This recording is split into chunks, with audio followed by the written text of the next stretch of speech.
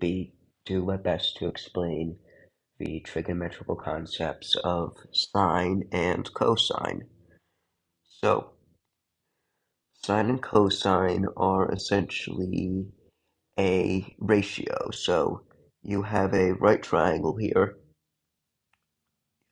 like that. And let's say this side is 3 units long, this side is 4 units long, and by using the Pythagorean theorem, a squared plus b squared equals c squared, you can deduce that this side is 5 units long. Obviously, this is fairly elementary and is more based upon geometry rather than trig, but there is another way to find this out. So I'm going to clear everything. What would you do if you only had a right triangle here, the hypotenuse length, let's say it's 5, and one other angle? Let's say you know that this angle is 36.6 degrees. So what you could do is you could use what is known as the sine of an angle. Sine.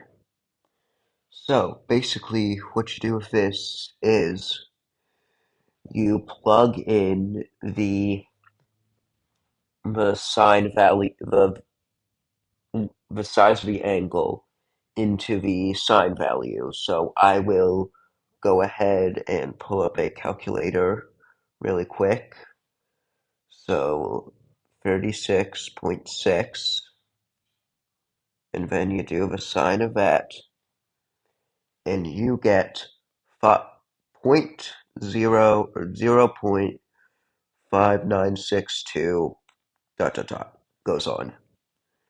So what you could do is this value, which is the sine of this, is essentially equal to the ratio between the hypotenuse and the length of the opposite side.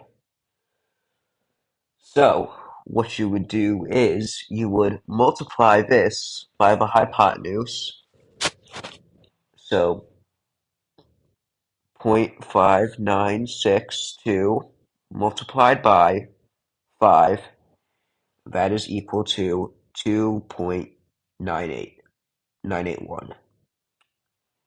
And by knowing this value, you can either deduce the value of this side using the Pythagorean theorem, or you could use what's called the cosine.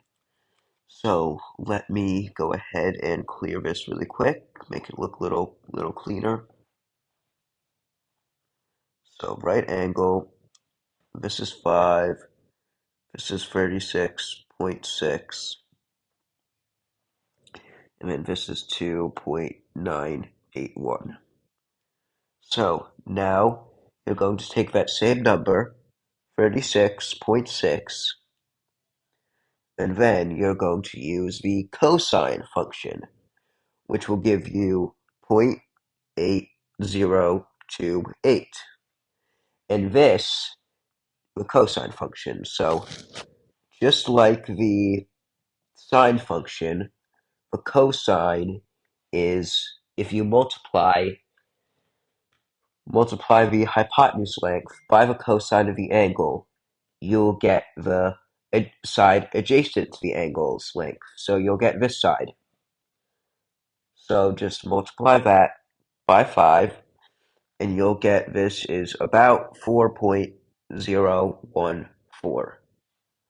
And then you can prove this using the Pythagorean theorem. So do 2.981 squared gives us about 8.886, and then do 4.014 squared,